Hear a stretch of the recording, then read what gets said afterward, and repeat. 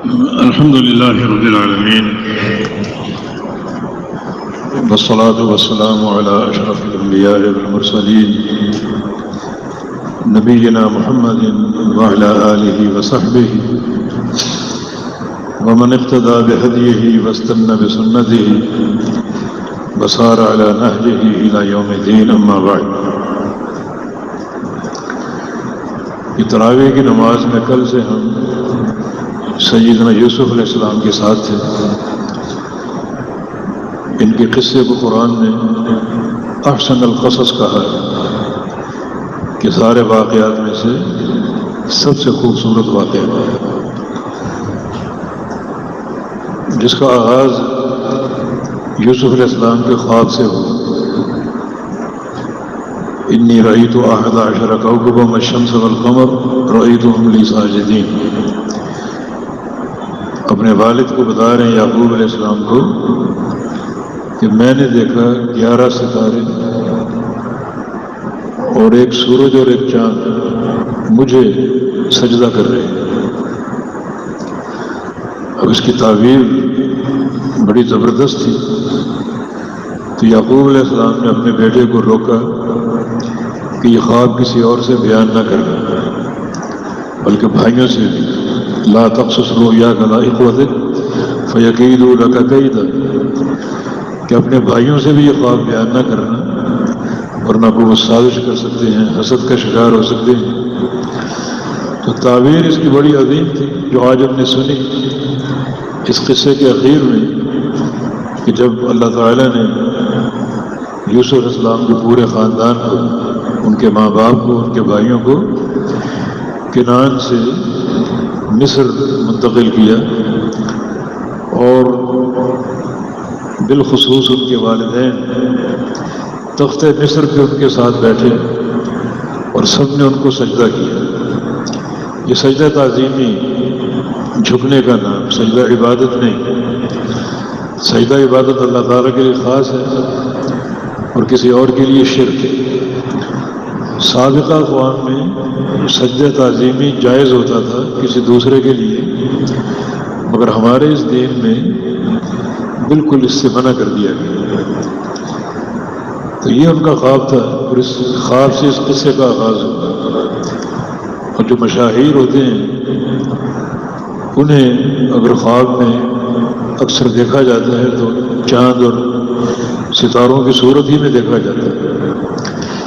ایک خواب ام المومنین سیدہ عائشہ سے دیکھا، رضی اللہ عنہا نے دیکھا، جو اپنے والد گرامی ابو بکر سے بیان کی کہ رأیت ثلاثۃ اقمار سقطن فی بیت، کہ میں نے خواب دیکھا ہے کہ 3 چاند میرے کمرے میں آ کر گرے. 3 چاند میرے کمرے میں گرے. ابو بکر صدیق نے یہ خواب سن لیا اور خاموش ہو گئے. اور جب نبی علیہ السلام کا انتقال ہوا اور ان کی تدفین سیدہ عائشہ کے حجرے میں ہوئی تو جناب ابو بکر صدیق نے بیٹی سے کہا کہ بیٹی یہ 1 چاند گر چکا ہے. یہ اس کی تعبیر. 2 چاند باقی، وہ بھی گرنے والے، ضرور گریں گے. تو انہیں سچا خواب دیکھا ہے. تو پھر بعد میں ابو بکر صدیق فوت ہوئے، وہاں دفن ہوئے. عمر بن خطاب فوت ہوئے، وہاں دفن ہوئے. تو اس طرح یہ 3 چاند حجرہ عائشہ میں گرے اور دفن ہوئے. یوسف علیہ السلام نے بھی خواب میں دیکھا کہ چاند اور سورج اور ستارے ان کو سجدہ کر رہے. یہ قصہ تو بہت طویل ہے. میں نے جو آج بات کرنی ہے، یوسف علیہ السلام نے اس قصے کے اخیر میں جملہ کہا تھا ان ربی لطیف لما یشاء. پورا جب واقعہ گزر چکا، والدین وہاں پہنچ چکے، بھائی وہاں پہنچ چکے، تو آخری جملے انہوں نے ارشاد فرمائے. ایک جملہ یہ بھی تھا کہ ان ربی لطیف لما یشاء، کہ بے شک میرا رب لطیف، جس کے لیے چاہیے لطیف. یہ لطیف کیا ہے؟ یہ پورا واقعہ یوسف علیہ السلام کا اللہ تعالیٰ کے اس نام لطیف میں چھپا ہوا ہے. اور یہ نام لطیف اللہ تعالیٰ کا وہ اس پورے قصے کا مظہر ہے. بتانا صرف یہ مقصود ہے کہ اللہ تعالیٰ کے ناموں کے ساتھ ہمارا بڑا پختہ اور گہرا تعلق ہونا چاہیے۔ لطیف کا معنی کیا ہے؟ لطیف اللہ تعالیٰ کا نام، اس میں باریک بینی اور خفیہ فیصلے، بالکل پوشیدہ فیصلے، یہ لفظ لطیف میں اس کے معنی میں یہ بادشاہ باریک بینی۔ اللہ تعالیٰ خبیر ہے، باخبر،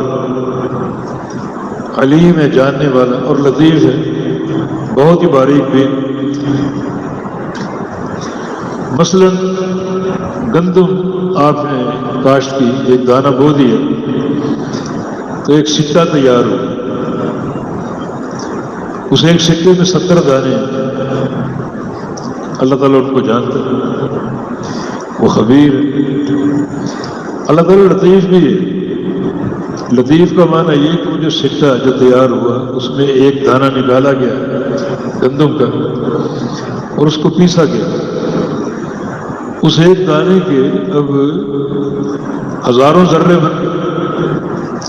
اللہ ایک ایک ذرے کو جانتا ہے، وہ لطیف ہے۔ یہ ذرے کہاں جائیں گے، کس کس روٹی میں شامل ہوں گے اور کس کس پیٹ میں داخل ہوں گے، اللہ جانتا ہے۔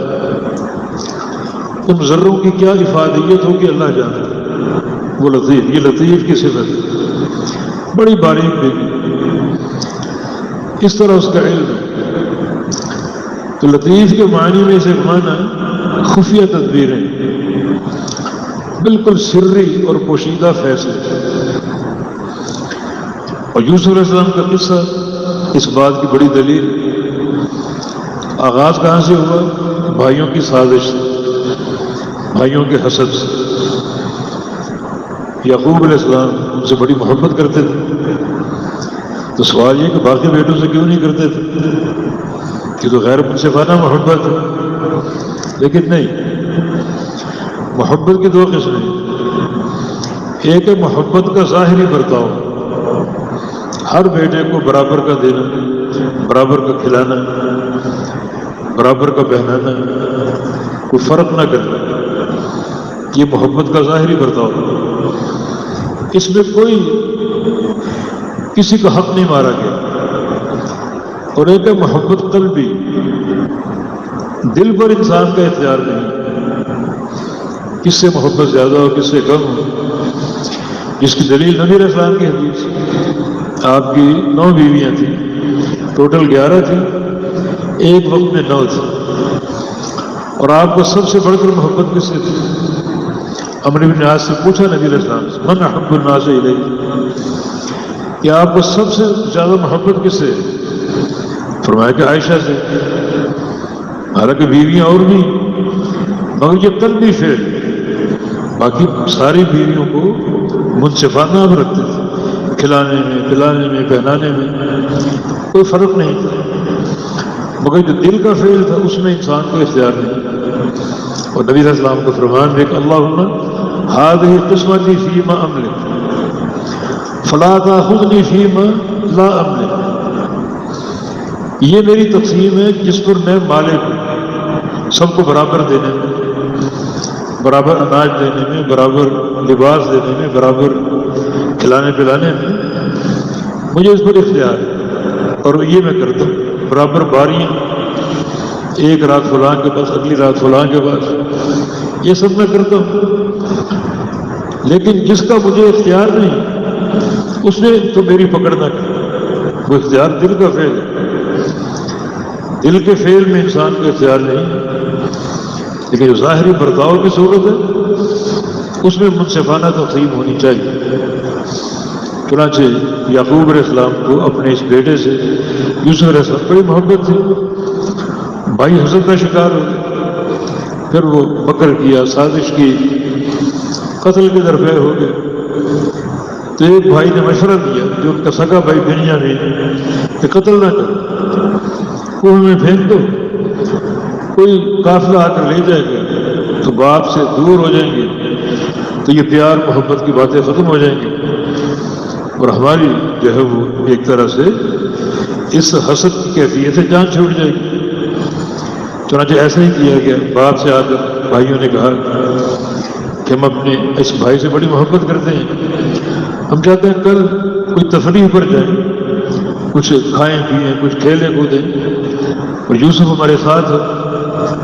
تو باپ جو کہ بڑی محبت کرتے، جدائی برداشت نہیں کر پاتے تھے، اور ساتھ خدشہ بھی ظاہر کیا، انی اخاف ان یاکلہ الذئب، مجھے ڈر ہے کہ بھیڑیا میرے بیٹے کو کھا نہ جائے، جنگل میں بڑی بھیڑی ہوتے ہیں، کوئی نقصان نہ پہنچ جائے، کیونکہ بڑا ان سے پیار تھا۔ عرض کیا کہ ہم 11 بھائی قداور اور طاقتور، ہمارے ہوتے ہوئے بھیڑیا اگر کھا جائے تو نقصان و خسارے کی بات۔ خیر وہ چلے گئے۔ یہاں ایک عقیدے کی بات بھی، جو لوگ کہتے ہیں کہ انبیاء کو غیب کا علم ہے، اگر یعقوب علیہ السلام کو غیب کا علم تھا تو یوسف کو کیوں بھیجا؟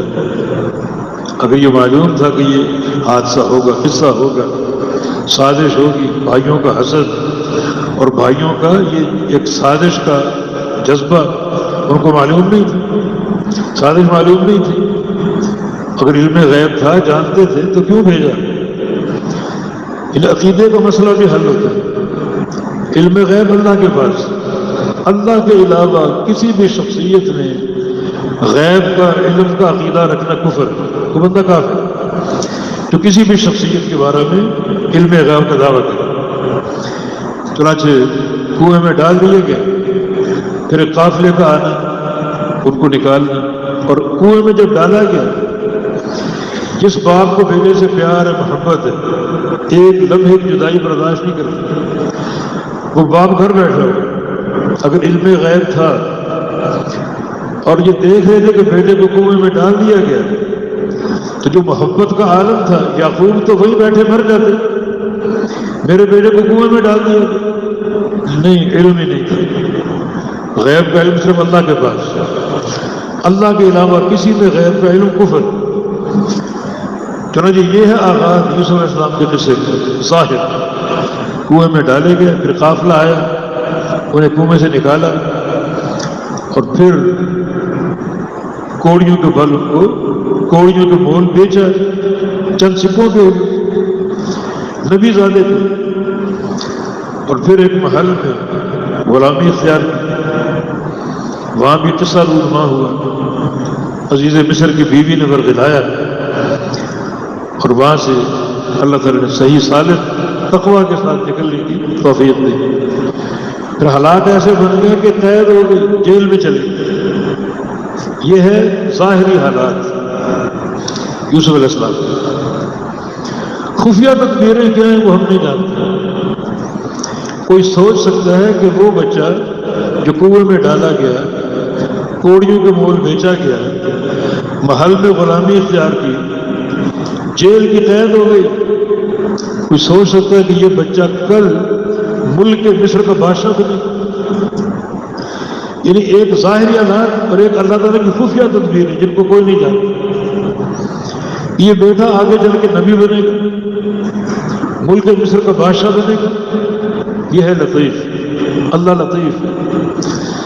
اس کا معنی ظاہری حالات کچھ بھی ہوں، بندہ مایوس نہ ہو، اللہ تعالیٰ میرے بارے میں کوئی خفیہ تدبیریں فرما رہا ہو، یا لطیف یا لطیف، اللہ کا ذکر کرو، تو لطیف ہے، تو لطیف ہے۔ اللہ تعالیٰ کے جو نام ہے، یعنی اب لطیف نام یہ آپ نے سمجھ لیا، اس نام کا آپ ورد کریں، یا لطیف یا لطیف۔ اللہ تعالیٰ کے ناموں کے ساتھ ذکر کرنے کا معنی یہ ہوتا ہے کہ جو نام ہے اس نام کا جو معنی ہے وہ آپ طلب کر رہے ہیں۔ اگر آپ کو اللہ کی رحمت چاہیے، یا رحیم یا رحیم یا رحیم یا رحمان یا ارحم الراحمین، سب اس کی رحمت کی صفات، رحمت کے نام۔ اس کا معنی ہوتا ہے یا رحیم ارحمنی، اے رحیم مجھ پہ رحم فرما، تو رحیم ہے، رحم فرما مجھ پہ۔ اللہ تعالیٰ رحم فرمائے۔ حافظ محمد گوندوی رحمہ اللہ، اس کی درس بخاری کے نام سے کتاب، اس نے قصہ ذکر کیا زید بن ثابت رضی اللہ، لشکر کے ساتھ جہاد میں تھے، واپس لوٹ رہے تھے، لشکر سے پچھڑ گئے، لشکر اور راستے میں نکل گئی، اور راستے میں، وہ راستہ جنگل کا خطرناک نکل گیا، آگے ایک بلاؤں پر حملہ آور، بڑی قوی الجثہ بلا، جیسے کوئی جن ہو بڑا عفریت قسم کا، ان پر جھپٹنے لگے۔ انہوں نے 3 بار یا رحمان یا رحمان یا رحمان کہا، تیسری بار کہا اللہ کا فرشتہ پہنچ گیا، اس بلا کو ٹال دیا، دھکیل دیا، اسے تباہ کر دیا۔ اور پھر کہا کہ میں فرشتہ ہوں، مجھے اللہ نے بھیجا ہے۔ جب تم نے پہلی بار یا رحمان کہا تھا میں اللہ کے عرش کے پاس تھا، دوسری بار جب کہا تو پہلے آسمان تک پہنچ چکا تھا، اور تیسری بار کہا تو تم تک پہنچ چکا تھا یا رحمان۔ اللہ تعالیٰ کے اس نام کی تاثیر یا رحمان، مانا کہ یا رحمان رحم، مجھ پر رحم فرما، اور اللہ نے رحم فرما دیا، اس بلا کو ٹال دیا، حفاظت فرمائی۔ تو اس طرح جب ناموں کی معرفت ہوگی نا، تو اس معرفت کے بعد اللہ تعالیٰ کو پکارنا، آپ اس کی عجیب تاثیر دیں۔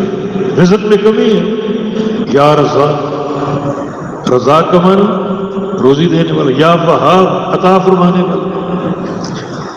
اگر رزق میں کمی ہے، کوئی تنگی ہے، معیشت کی بدحالی ہے، یا رزاق یا رزاق مانا یا رزاق اور رزق نہیں ہے، اے رزاق مجھے رزق عطا فرما۔ گناہ سے پریشان، یا غفار اغفر لی، اے غفار اے غفار مجھے بخش دے۔ اس کا فائدہ کیا ہے؟ ایک تو اس نام کی معرفت آپ کو موجود ہے، آپ کا عقیدہ کہ صرف اللہ ہی غفار ہے اور کوئی غفار نہیں، اور تیسرا اللہ سے دعا اس کے اس نام کے واسطے سے، جب اس کو پکارو گے اس کے ناموں کے واسطوں سے، یہ دعا زیادہ قبولیت کے لائق ہے، زیادہ اس کی قوی تاثیر آپ پر منکشف ہوگی۔ یا رحمان یا رزاق یا وہاب، جیسے آج کل رمضان ہے، راتیں ابھی آئیں گی انشاءاللہ، اللہم انک عفو تحب العفو فاعف عنی، عفو اللہ کا نام، گناہوں کی بخشش میں سب سے اونچا نام عفو، ویسے وہ غفار بھی ہے، غفور بھی ہے، ستار بھی ہے، ستیر بھی ہے، اور تواب بھی ہے، عفو بھی ہے۔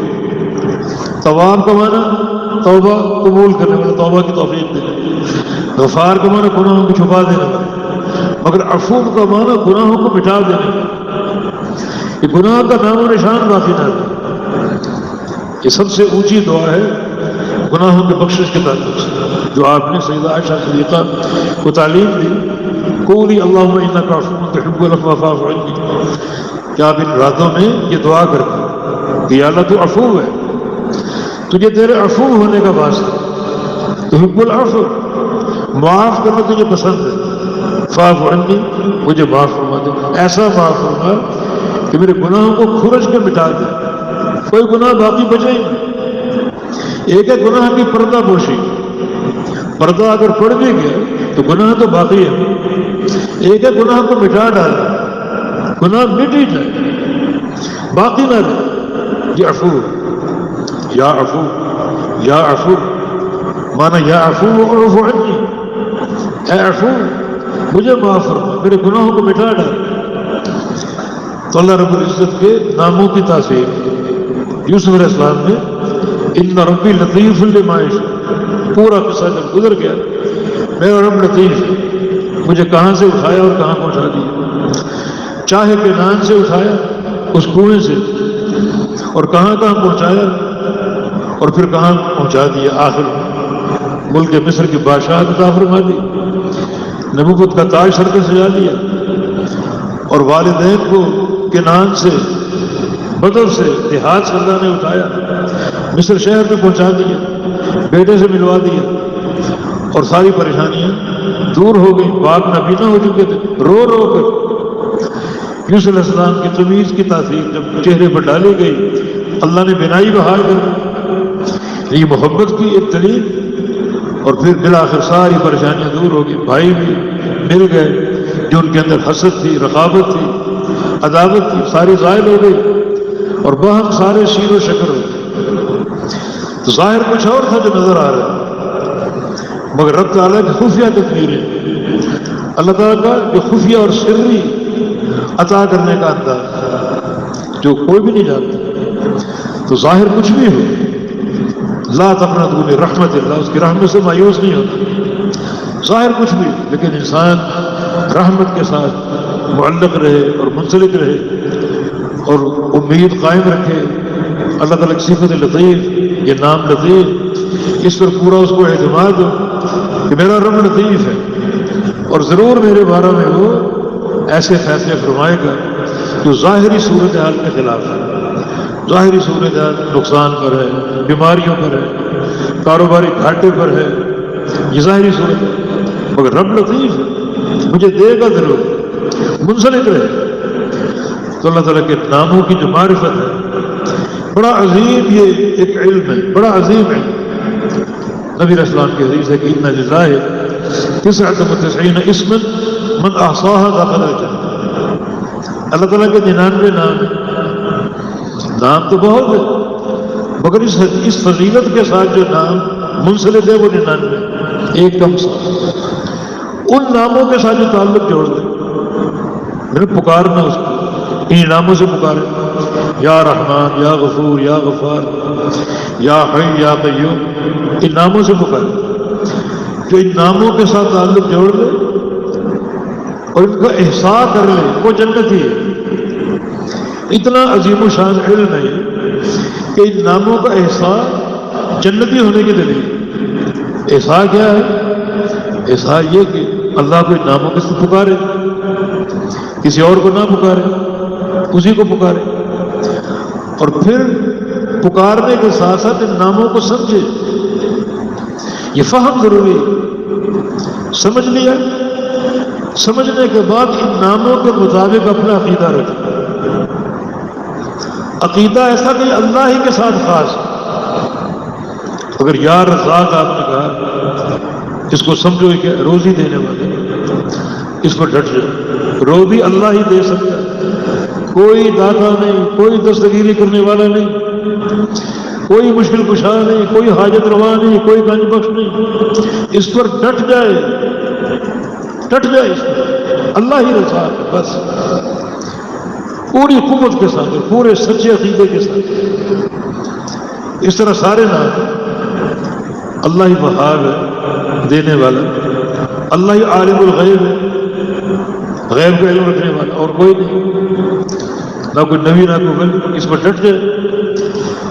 اس طریقے سے اگر اللہ کے ناموں کے ساتھ تعلق ہوگا تو یہ بڑا برگزیدہ تعلق ہے، اور ایسا انسان جو ان ناموں کو احساء کرنے میں کامیاب ہو جائے وہ جنتی ہے۔